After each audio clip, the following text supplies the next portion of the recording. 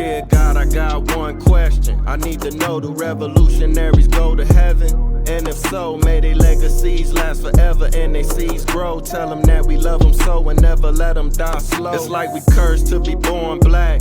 We was kings and queens, now look where we at. I know it won't be long before we take it back.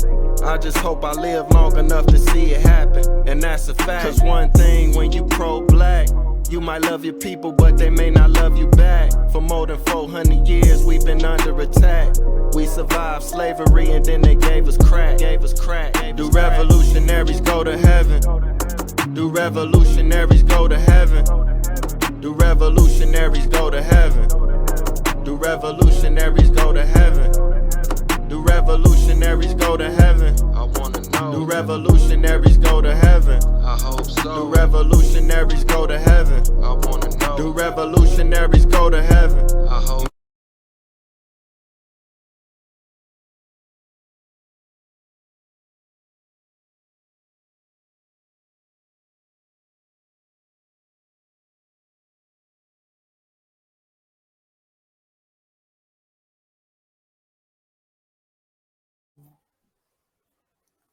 First and foremost, I want to definitely thank you. You know, it's truly an honor. Oh yeah, thank you. You know, it's an honor to, you know, that people want to interview me. It's great, especially from that far. Man, you done made world history, bro.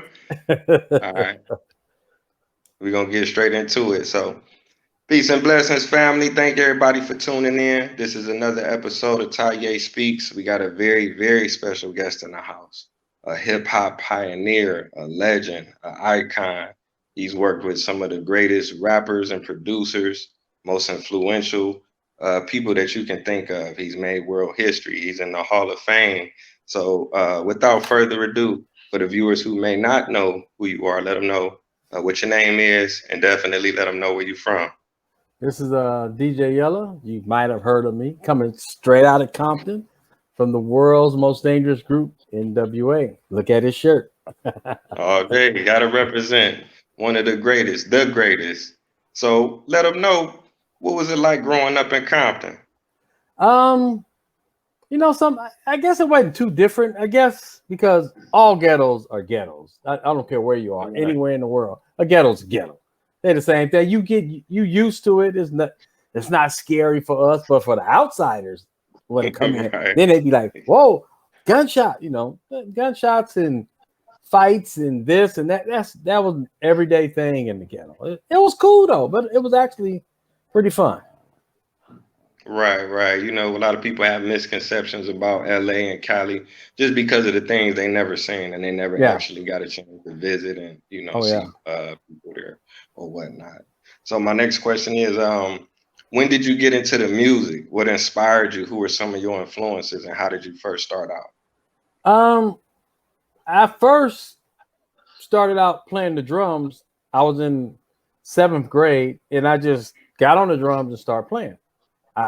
It was just already in me, so it was no big thing. But then I started DJing towards like the 12th grade, and I graduated. I started DJing, then I became a DJ in the club, and that was called the Wrecking Crew. It was the DJs, and then me and Dre hooked up. You know, I had been DJing for 2 years at least before Dre even came around, and then we hooked up, and that's where we started DJing first.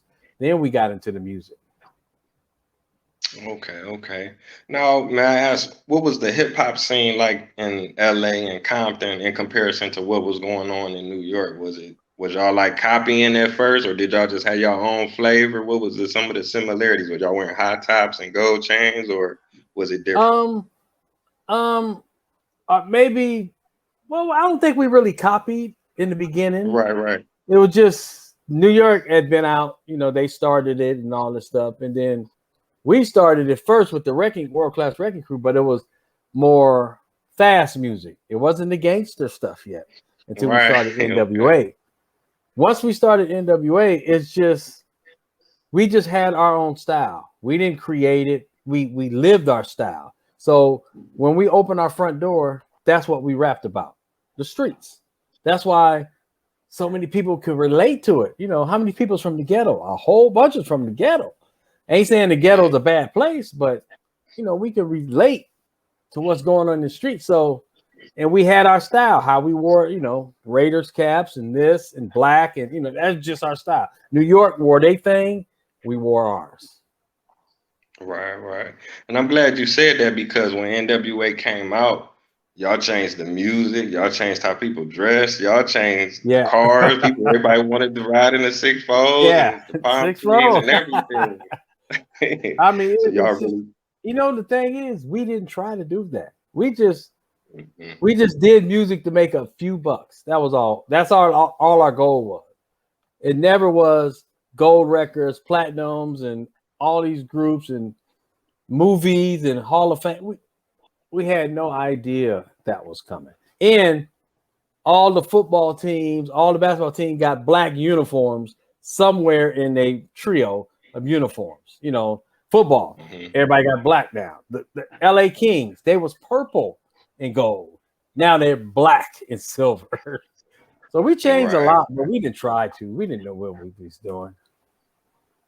Okay. Now, at what point did you start NWA, and also like Easy, Ren, Dre, Cube, all of y'all? Did y'all live in the same neighborhood or went to school together? How did y'all actually connect?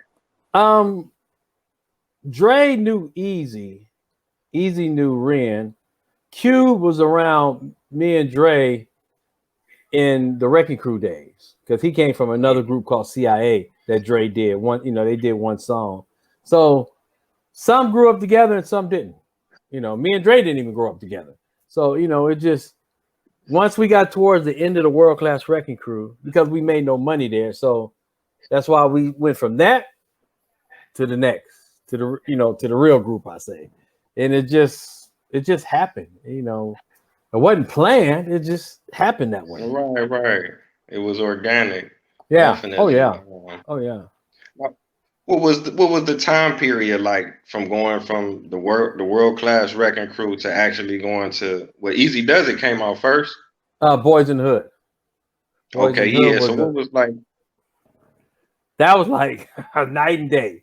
Oil and water. Totally two Hmm, different things. The Wrecking Crew was this, and NWA was that. You know, bobbing your head, cruising. It was just a totally different kind of music, you know. And it just started off with Boys in the Hood was the first one. That's what started this whole thing. okay. Now, what year was that? Was that It between had to the two be groups? about 87, somewhere around 87, late 86, somewhere around early 87. But Okay. that might have been our first record. But our first gold single and gold album came from JJ Fad with Supersonic. That me and Dre Okay. in co-produced by Arabian, we did that first. That became the hit first on Ruthless. Boys in the Hood started it all off, but we did that. You know, that was the first gold and, you know, records and stuff.